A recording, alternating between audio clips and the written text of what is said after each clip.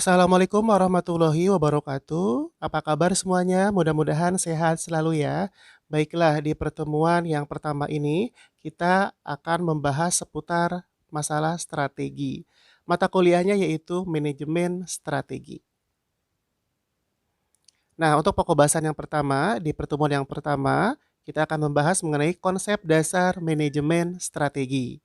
Sebelum lebih jauh mengenai konsep dasar apa saja yang terkait dengan manajemen strategi, Anda harus memahami pengertian atau definisi daripada strategi. Apa itu strategi? Nah, yang pertama, menurut The American Heritage Dictionary tahun 1976 dikatakan bahwa the science or art of military command as applied to the overall planning and conduct of combat operation.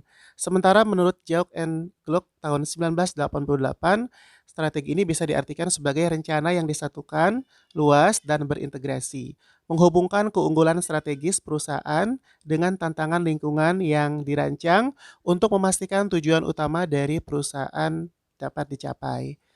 Nah, ini saya ambil dua pengertian dari strategi dari beberapa pengertian atau definisi menurut beberapa pakar ya. Nah, kemudian dari beberapa pengertian strategi tersebut kita bisa identifikasikan pengertian strategi berdasarkan pengertian khusus dan pengertian umum. Nah, yang pertama pengertian umum. Dikatakan bahwa strategi adalah proses penentuan rencana para pemimpin puncak yang berfokus pada tujuan jangka panjang organisasi, disertai penyusunan suatu cara atau upaya bagaimana agar tujuan tersebut dapat dicapai. Sementara pengertian khususnya, strategi merupakan tindakan yang bersifat inkremental atau senantiasa meningkat dan terus-menerus serta dilakukan berdasarkan sudut pandang tentang apa yang diharapkan oleh para pelanggan di masa depan. Nah, ini berkaitan dengan bagaimana perusahaan mengambil tindakan untuk tujuan perusahaan berkaitan dengan strategi-strategi yang bisa diterapkan. Nah, kemudian dari dua pengertian tersebut kita bisa ambil kesimpulan daripada pengertian strategi itu sendiri.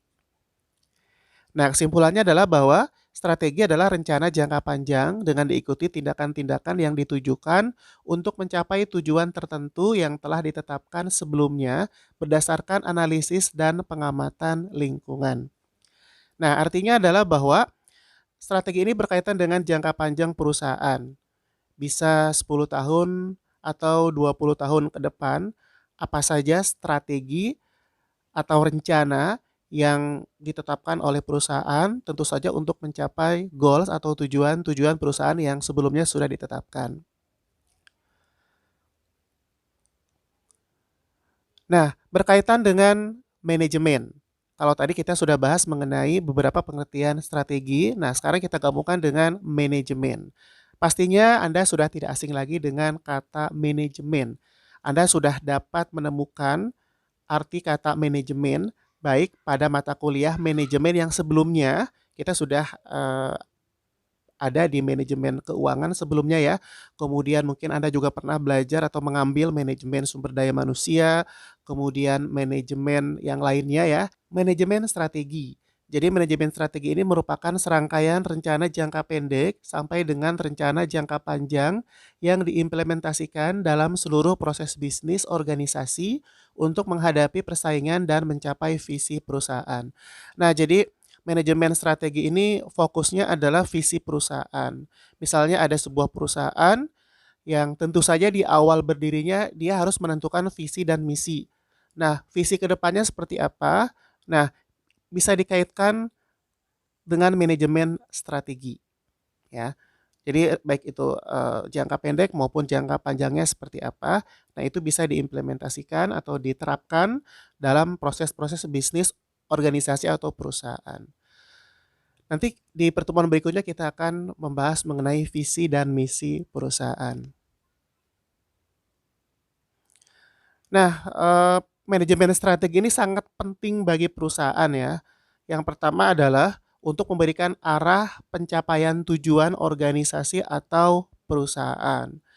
Nah, sebagaimana tadi sudah disebutkan bahwasanya ketika perusahaan tersebut berdiri, tentunya harus ada tujuannya atau goalnya ya. Nah, supaya tercapai goalnya ya, salah satunya kita harus menentukan manajemen atau membuat manajemen strateginya seperti apa ya. Nah, kemudian yang kedua, pentingnya manajemen strategi untuk membantu memikirkan kepentingan berbagai pihak. Nah, manajemen strategi ini kan merupakan serangkaian rencana jangka pendek sampai dengan rencana jangka panjang ya, yang diimplementasikan dalam sebuah proses bisnis organisasi untuk menghadapi persaingan dan mencapai visi perusahaan. Nah, maka dari itu manajemen strategi ini bisa dikatakan sebagai upaya memenangkan persaingan. Itu yang poin pentingnya. Nah, berikutnya manajemen strategi perpaduan antara seni dan ilmu. Yang pertama, manajemen strategi adalah seni dan ilmu untuk memformulasi, mengimplementasi, dan mengevaluasi keputusan lintas fungsi yang memungkinkan organisasi dapat mencapai tujuannya. Nah, berkaitan dengan poin yang pertama tadi ya, di mana Caster Bernard dalam bukunya yang berjudul The Function of the Executive menyebutkan bahwa manajemen adalah seni dan ilmu. Juga Henry Fayol, Alvin Brown, nah dia mengatakan bahwa manajemen strategi sebagai ilmu yang dapat dipelajari dan dikaji kebenarannya. Kemudian menurut Mary Parker Polet juga dikatakan bahwa manajemen merupakan seni dalam menyelesaikan pekerjaan melalui orang lain. Poin yang kedua, manajemen strategi dikatakan seni dan ilmu dikarenakan terjadinya perpaduan antara analisis dan intuisi. Analisis ini merupakan proses mengelola informasi kualitatif dan kuantitatif menjadi suatu keputusan dalam situasi perusahaan yang tidak menentu. Sementara intuisi berdasarkan pengalaman, penilaian, dan perasaan. Nah, kebanyakan orang menyadari bahwa intuisi sangat penting untuk membuat keputusan strategis yang baik. Intuisi ini juga sangat berguna untuk membuat keputusan dalam situasi ketidakpastian atau presiden kecil ya.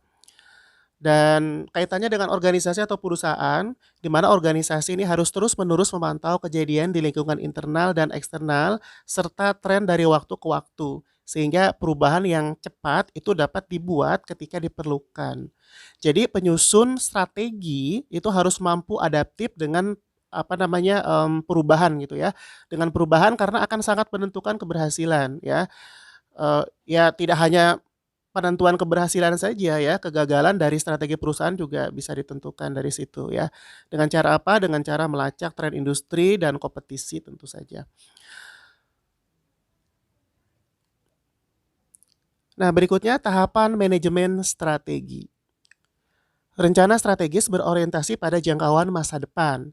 Tujuan dari manajemen strategi ini kan untuk mengeksploitasi dan menciptakan peluang baru yang berbeda ya untuk masa mendatang atau untuk perencanaan jangka panjang. Sebaliknya, mencoba mengoptimalkan tren sekarang untuk masa depan.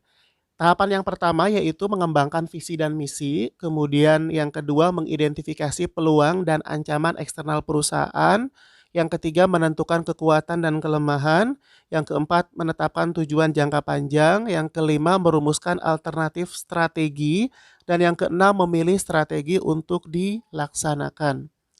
Nah, tahap yang pertama ini sangat penting ya. Kita harus betul-betul memahami betul langkah-langkahnya ya. Seperti misalnya mengembangkan visi dan misi.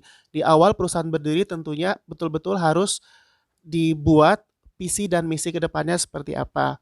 Kemudian mengidentifikasi peluang dan ancaman eksternal perusahaan. Artinya ancaman-ancaman yang datang dari luar ya. Seperti apa? Misalnya kita ingin membuat perusahaan yang bergerak di bidang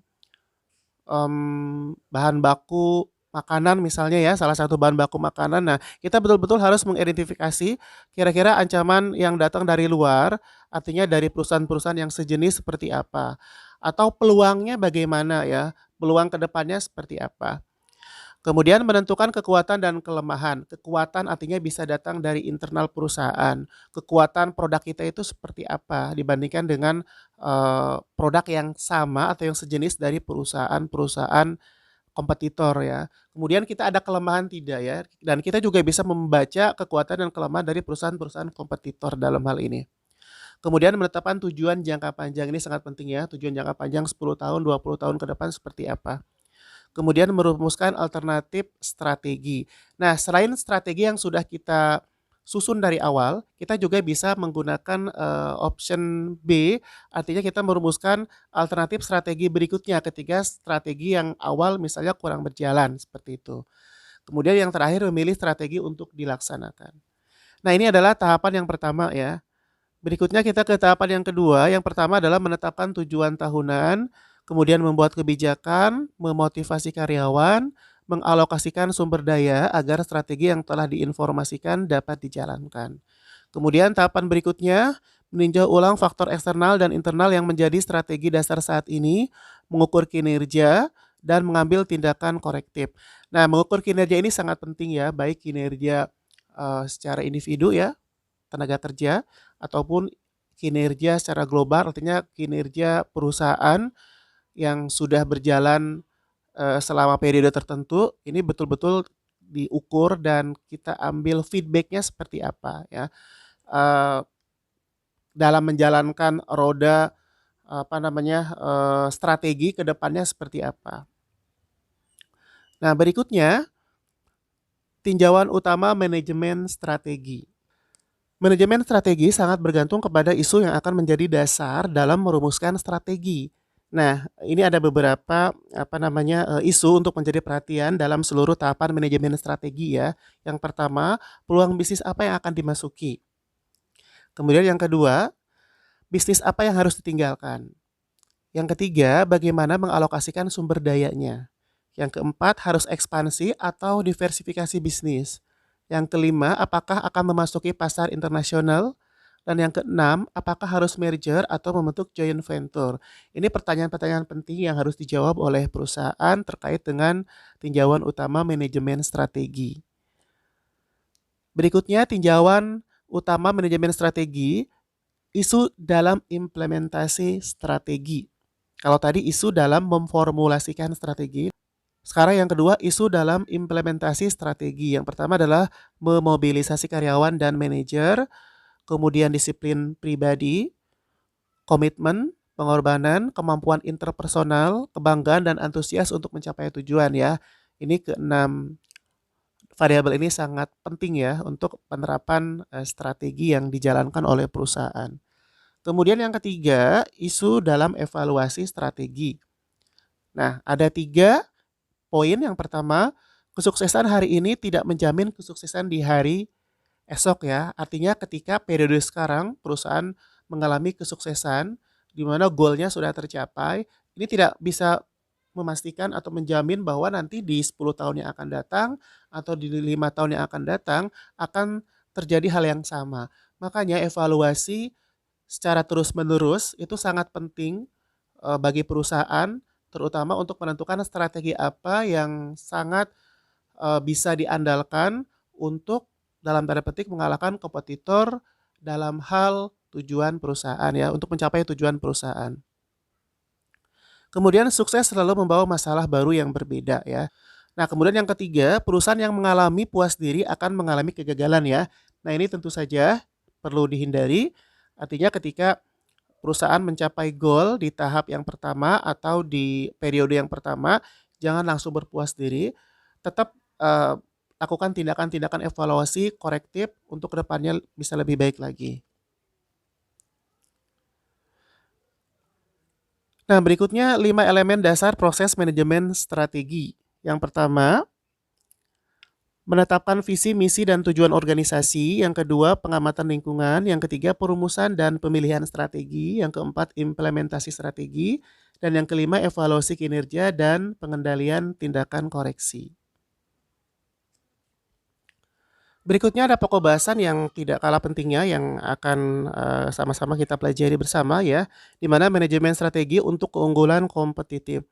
Nah, manajemen strategi ini adalah tentang mendapatkan dan mempertahankan keunggulan kompetitif ketika sebuah perusahaan dapat melakukan sesuatu yang tidak dapat dilakukan oleh perusahaan pesaing atau kompetitor. Hal ini dapat mewakili keunggulan kompetitif. Misalnya, memiliki cukup uang dalam neraca perusahaan itu dapat memberikan keunggulan kompetitif yang besar.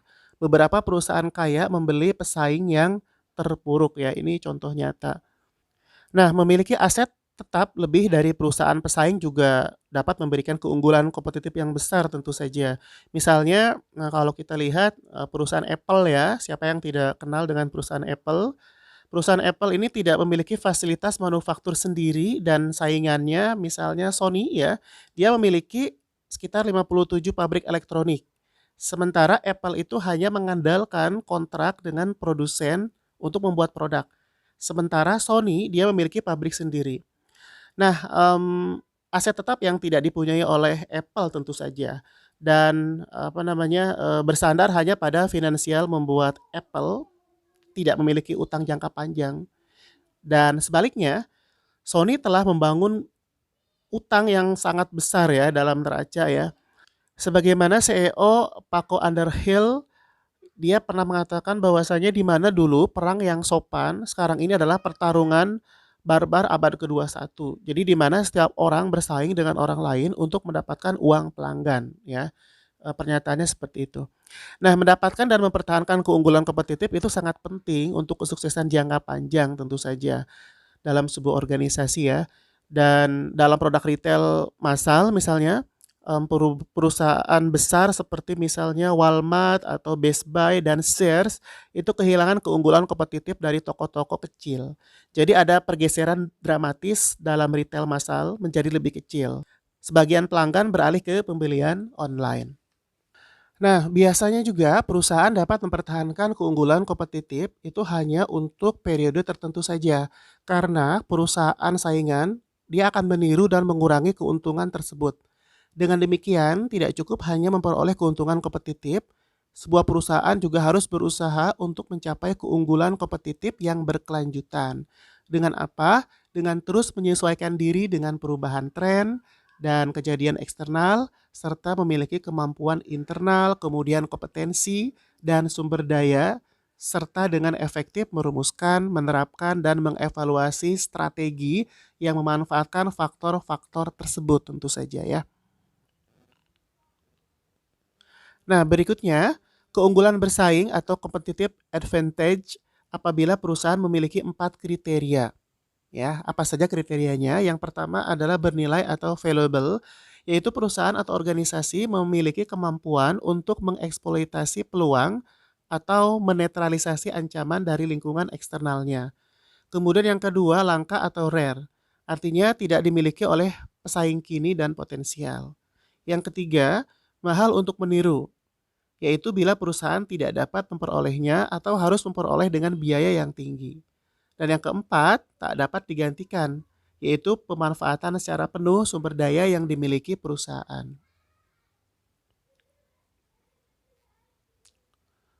Nah, berikutnya kita akan menetapkan tujuan perusahaan. Tujuan perusahaan adalah hasil akhir aktivitas perencanaan yang telah ditetapkan perusahaan. Tujuan perusahaan merumuskan apa yang akan diselesaikan dan kapan akan diselesaikan.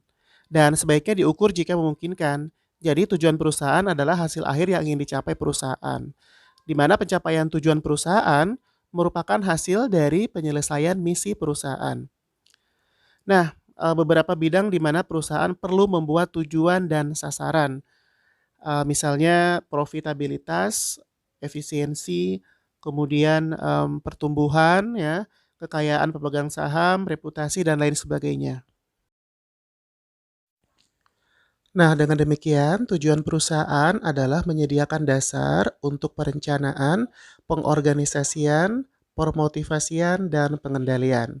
Secara umum, tujuan perusahaan juga biasanya dikategorikan dalam dua jenis, yaitu tujuan jangka pendek dan tujuan jangka panjang. Tujuan jangka pendek adalah sasaran perusahaan yang ingin dicapai biasanya dalam kurun waktu 1 sampai 2 tahun. Sementara tujuan jangka panjang adalah sasaran perusahaan yang ingin dicapai untuk kurun waktu 2 sampai 5 tahun. Baik, mudah-mudahan bermanfaat untuk pertemuan hari ini. Terima kasih sudah menonton videonya sampai selesai. Akhir kata, wabillahi taufiq wal hidayah. Wassalamualaikum warahmatullahi wabarakatuh.